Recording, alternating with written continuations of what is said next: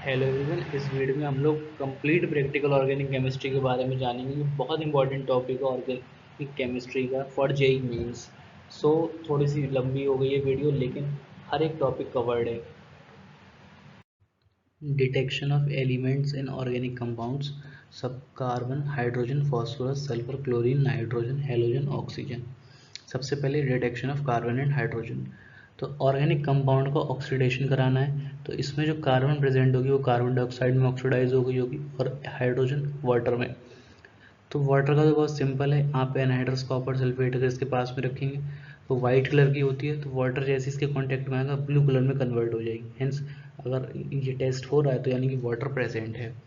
ठीक, lime water test में क्या होता है, CO2 में हम इसको पास करते हैं कैल्शियम हाइड्रोक्साइड से, ये कैल्शियम कार्बोनेट बना लेता है जो कि वाइट कलर की PPT होती है। लेकिन अगर आप इसमें एक्सेस में ये गैस पास कर देते हैं तो ये इसमें सॉल्युबल हो जाता है। ये देखें कैल्शियम कार्बोनेट बना, एक्सेस में CO2 पास कर दी, वाटर था उसमें, तो ये कैल्शियम बाइकार्बोनेट बना लेता है जो कि सॉल्युबल होता है। हैंस यहाँ से हम लोग कार्बन और हाइड्रोजन का डिटेक्शन कर सकते हैं। अगला है detection of nitrogen, sulphur, phosphorus, halogen. इसको हम लोग लसाने टेस्ट भी कहते हैं कि हम इन चार कंपाउंड्स का डिटेक्शन करते हैं। Nitrogen, sulphur, phosphorus, halogen. Nitrogen, sulphur, phosphorus, halogen, Lassaigne test. सबसे पहले हम इसमें क्या करते हैं, एलिमेंट जो होता है वो अपने कोवेलेंट नेचर में प्रेजेंट होता है, कोवेलेंट फॉर्म में। हम उसको आयनिक फॉर्म में कन्वर्ट करते हैं, कैसे, bye strong heating with sodium, so that हम लोग आयंस का टेस्ट परफॉर्म कर सकें। क्योंकि कोवेलेंट होगा तो वो इतने अच्छे तरीके से आयंस देगा नहीं, तो उसको आयनिक फॉर्म में कन्वर्ट करते हैं by strongly heating in presence of sodium. ये हमारा फिल्टर, इसको लसाने एक्सट्रैक्ट कहते हैं। ऑर्गेनिक कंपाउंड को सोडियम के साथ में हीट कर दिया, ये जो इसको हम लोग फिल्टर कह रहे हैं, ये लसाने एक्सट्रैक्ट हो गया हमारा। ठीक, सोडियम प्लस ऑर्गेनिक कंपाउंड, यहाँ इसको हमने जब हीट करा ग्लास ट्यूब में, क्रश कर दिया बीकर में, इसको जानने की कोई ज़रूरत नहीं, बस समझ लें एक बार, इसको फिल्टर करेंगे लसाने एक्सट्रैक्ट मिल जाएगा। सोडियम प्लस कार्बन प्लस, देखो जिस कंपाउंड में नाइट्रोजन होगा वहाँ पे कार्बन होगा ही होगा, सोडियम साइनाइड बन गया। जहाँ सल्फर होगा तो Na2S बन गया। सोडियम यहाँ पे एक्स है नहीं कोई भी, हेलोजन Na बन के भी देखेंगे सब। अगर सल्फर और नाइट्रोजन दोनों प्रेजेंट हैं तो हमारा बनेगा NaSCN। इसका फॉर्मेशन को अगर हम प्रिवेंट कराना चाहते हैं तो हम एक्सेस में सोडियम का भी यूज़ कर सकते हैं। ठीक है, तो यहाँ पे Na2S बन जाएगा प्लस NaCN बन जाएगा। ठीक ठीक, तो सबसे पहले हम टेस्ट फॉर नाइट्रोजन देखेंगे लसाने एक्सट्रैक्ट की मदद से। तो इसमें सबसे पहले हम फेरस सल्फेट को ऐड करेंगे in the presence of H2SO4। ये हमें ब्लू कलर दे देगा, देखते कैसे देगा। NaCN से हमने Cn माइनस ले लिया, फेरस सल्फेट से Fe2+ ले लिया, इन्होंने रिएक्ट करके FeCN2 बना लिया, और Cn माइनस फिर से आया कंपाउंड में से, सॉल्यूशन में से आया, और Na4FeCN6 सोडियम फेरोसाइनेट ये बना लिया, और Fe2+ को इसने ऑक्सीडाइज कर दिया Fe3+ में, और ये अगेन ऊपर वाले कंपाउंड के कांटेक्ट में आ गए और इसने Fe4FeCN6 whole thrice Prussian blue PPT बना लिया। और अगर सल्फर और नाइट्रोजन दोनों प्रेजेंट हैं NaSCN, तो फिर लसाने एक्सट्रैक्ट बना होगा, और तब जो हमें रेड कलर मिलेगा वो रेड मिलेगा इंस्टेड ऑफ प्रूशियन ब्लू, है ना। Fe3+ ऑक्सीडाइज होकर आया होगा और वहाँ से NaSCN आया होगा। ठीक, तो FeSCN whole thrice blood red colour का मिलेगा। ये बहुत इंपॉर्टेंट है, पूछा जाता है अगर सल्फर नाइट्रोजन दोनों प्रेजेंट है एक साथ तो ब्लड रेड कलर मिलेगा। टेस्ट फॉर सल्फर, दो टेस्ट हैं, black PPT with lead acetate, sodium nitroprusside test. Black PPT में क्या है, लेड एसीटेट ले लेंगे, यहाँ पे लसाने एक्सट्रैक्ट हमने Na2S बना लिया, इसको जब रिएक्ट कराया तो लेड सल्फाइड मिल गया जो कि ब्लैक कलर की होती है, और यहाँ पे सोडियम एसीटेट मिल गया, तो यानी कि जब ब्लैक कलर आ जाएगा तो वो लेड सल्फाइड होगी। सोडियम नाइट्रोब्रोसाइड टेस्ट में क्या है, Na2S प्लस सोडियम नाइट्रोब्रोसाइड ले लेंगे, इसका फॉर्मूला ध्यान रखे तो रख लें, Na2FeCN5NO। होता क्या है, ये डायरेक्टली आप ऐड कर दें मैथ्स के हिसाब से, Na4FeCN5NOS पर्पल कलर का सॉल्यूशन होता है, इसको हम लोग सोडियम सल्फो नाइट्रोब्रोसाइड कहते हैं, सोडियम सल्फो नाइट्रोब्रोसाइड कहते हैं। ठीक, हेलोजन्स के टेस्ट करने के लिए ये हमने सब लसाने एक्सट्रैक्ट बना रखे हैं, उससे हम रिएक्शन करा रहे हैं। NaCl ये लसाने एक्सट्रैक्ट ही तो बनाया था सोडियम के साथ में स्ट्रांगली हीट करके किसी भी ऑर्गेनिक कंपाउंड को। ठीक ठीक तो सबसे पहले हम क्या करेंगे, AgNO3 के साथ में टेस्ट करेंगे इसका। तो ये AgCl का YPPD बन जाएगा अगर क्लोरीन होगा तो AgCl बनेगा, ब्रोमीन होगा तो AgBr बनेगा। तो सबके अपने अपने कलर्स होते हैं। और ये जो होता है AgCl बना, ये वाइट कलर का होता है। और जब इसको NH3 से पास करते हैं तो कंपाउंड बना लेता है AgNH3 whole twice Cl। Again इसको HNO3 से पास करते हैं तो ये AgCl का प्रेसिपिटेट बना लेता है वाइट कलर का।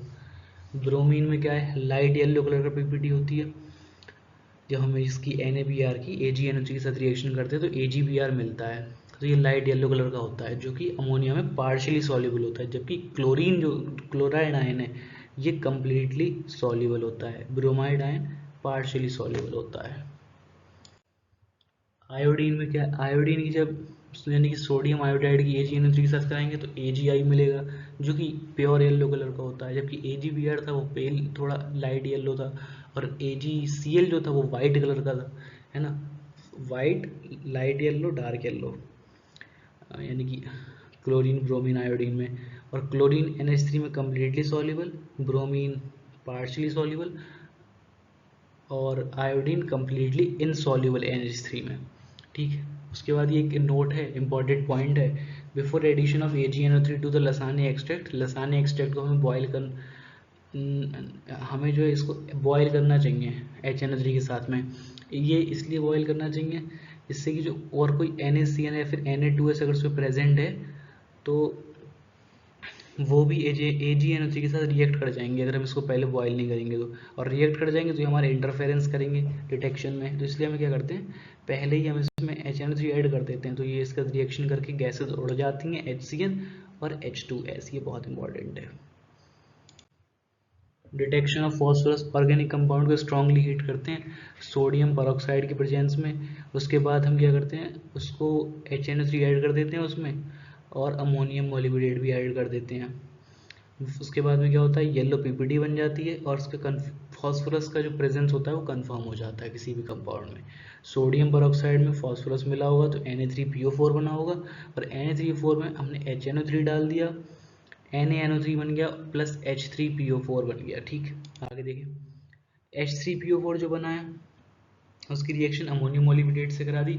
उसके बाद ये हमारी येलो पीपीटी बन जाती है। इस कंपाउंड का नाम याद रख सकते हो, रख लें अमोनियम फॉस्फोमोलिब्डेट। अमोनियम फॉस्फोमोलिब्डेट तो करा गया, सिंपली हमने Na2O2 लिया प्लस हमने HNO3 लिया, H3PO4 बना, उसकी रिएक्शन कराई किसके साथ में, अमोनियम मॉलिब्डेट के साथ में, और हमारी येलो पीपीटी बन गई अमोनियम मॉलिब्डेट। ठीक, उसके बाद बहुत इंपॉर्टेंट मेथड है Liebig's method for detection of carbon and detection estimation कि कितनी किसी भी कंपाउंड में कार्बन है कितनी हाइड्रोजन है। लीबिग्स मेथड की मदद से हम पता करते हैं। तो क्या करते हैं, इसमें कोई भी बीकर लेते हैं, उसमें ऑर्गेनिक कंपाउंड कॉपर ऑक्साइड की प्रेजेंस में हीट करते हैं और यहाँ से ऑक्सीजन गैस पास करते हैं। तो इससे जो कार्बन होती है वो CO2 में कन्वर्ट हो जाती है। तो ये एनहाइड्रस कैल्शियम क्लोराइड है, ये जो होता है ये वाटर को अपने अंदर एब्जॉर्ब कर लेता है, और आगे हमने KOH डाल रखा है इस ट्यूब में, ये अपने अंदर कार्बन डाइऑक्साइड को एब्जॉर्ब कर लेता है। यहाँ पे आगे दे रखा है, तो ये जो कैल्शियम क्लोराइड है एटमॉस्फेयर से मॉइस्चर को एब्जॉर्ब करता है। तो जितना जो इस ट्यूब में वेट बढ़ा होगा, ये कैल्शियम क्लोराइड में जितना ट्यूब में वेट बढ़ा होगा उतना इसमें वाटर प्रेजेंट होगा, और जितना इस KOH वाले में बढ़ा होगा उतना इसमें CO2 प्रेजेंट होगा।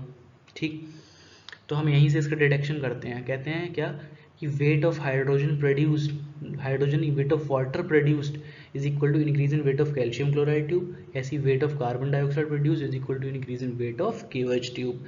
देखो 18 ग्राम वाटर में 2 ग्राम हाइड्रोजन है, तो हमने मान लिया कि WM ग्राम वेट बढ़ा होगा तो WM ग्राम वाटर आया होगा, तो इसमें जो होगा इतने ग्राम हाइड्रोजन होगी। तो इसका डिटेक्शन का मेथड फार्मूला क्या आता है, वो आता है ये परसेंटेज ऑफ हाइड्रोजन 2/18, यहाँ पे आएगा वेट ऑफ वाटर या increase in weight of calcium chloride 2 upon weight of organic compound in 200।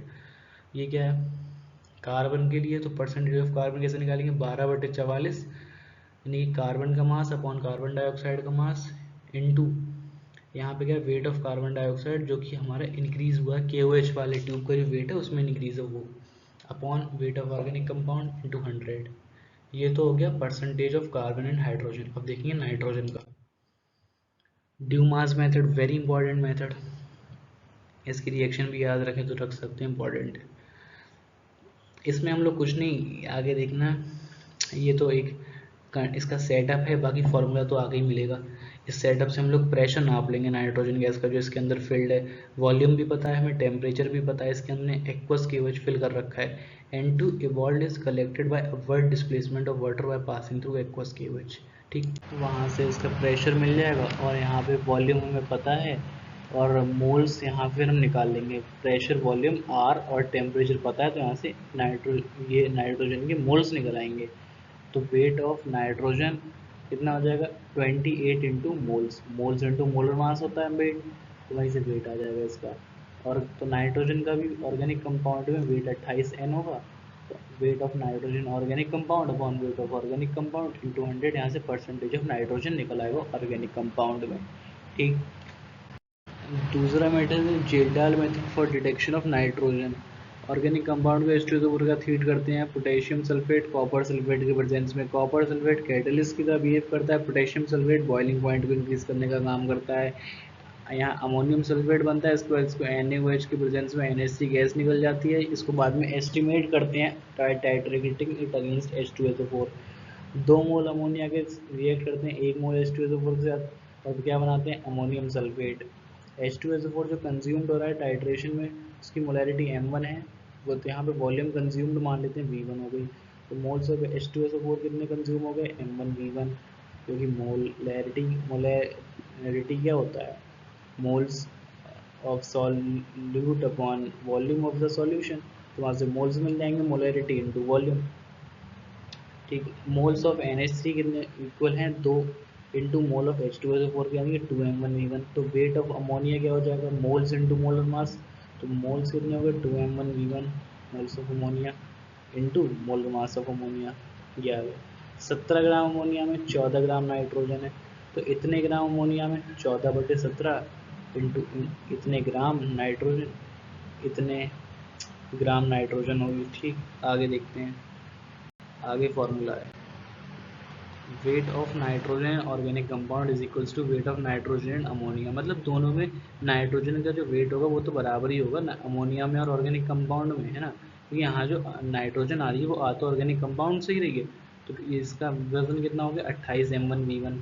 तो परसेंटेज कैसे निकालेंगे wait of nitrogen upon weight of total organic compound, तो ये आ जाएगा into 100, 28m1v1 upon weight of organic compound into 100।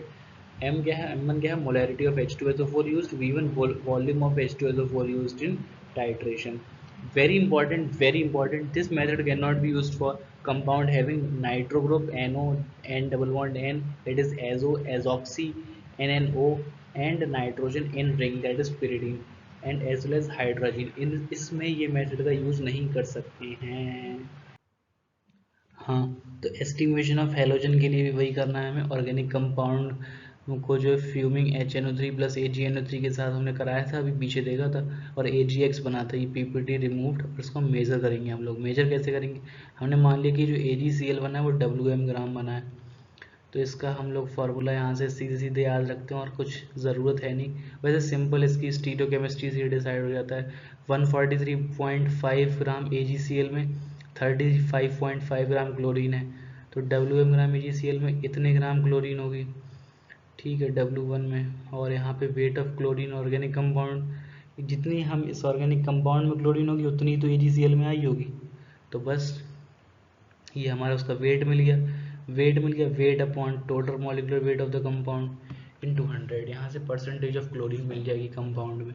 ऐसी percentage of bromine चाहिए तो हम 80/188 इंटू W/W, यहाँ पे W जो ऊपर वाला W वो वेट ऑफ AgBr है, नीचे वाला W wait of organic compound है, इंटू 100। ऐसी परसेंटेज ऑफ आयोडीन निकाल लेंगे 127/235 into weight of AgI upon weight of organic compound into 100।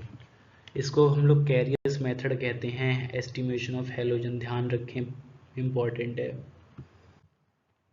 Estimation of sulphur कैरियस method के थ्रू होता है। Organic compound containing sulphur fuming HNO3 से पास कराते हैं, बेरियम क्लोराइड भी होता है वहाँ पे, तो ये प्रेसिपिटेट बना लेता है बेरियम सल्फेट का। सल्फर मौजूद था कंपाउंड में, WM ग्राम अगर प्रेसिपिटेट बना है तो हमारा जो फार्मूला हो जाएगा परसेंटेज ऑफ सल्फर का हो जाएगा 32, यानी कि weight of sulphur upon weight of barium sulphate into weight of barium sulphate formed upon weight of organic compound into 100। Simple है। Estimation of phosphorus organic compound containing NaO2 is passed through HNO3 in that is formed H3PO4. H3PO4 further reacted with these reagents magnesium sulfate, ammonium hydroxide, ammonium chloride, तो ये बनाता है। फिर हम इसकी जब heating कर देते हैं तो ये Mg2P2O7 बनाता है जो कि W ग्राम का होता है। और 62 या यहाँ पे इसका मतलब है यहाँ पे दो फॉस्फोरस आ रहे हैं। एक फॉस्फोरस का वेट होता है 31 टू 62 अपॉन मॉलिकुलर वेट किसका Mg2P2O7 का into weight of Mg2P2O7 formed upon weight of organic compound into 100। ये फॉर्मूला है परसेंटेज ऑफ फॉस्फोरस का जब हम इस वाले मेथड से जाएंगे, है ना, जब हम Na2O2 HNO3 magnesium sulphate ammonium hydroxide ये सब अगर लिखा है तो हमारा ये मेथड हो गया। और दूसरा तरीका क्या है जो हम पिछले वाले तरीके से जाएंगे जिसमें अमोनियम फॉस्फोमोलिब्डेट बनना था, तो वहाँ पे क्या है 31/1877। 31 क्या है फॉस्फोरस का वेट, 1877 क्या है इस पूरे कंपाउंड का weight, into weight of this compound formed that is W gram upon total weight of organic compound into 100। ये हो गया। ठीक, थैंक यू, बस खत्म।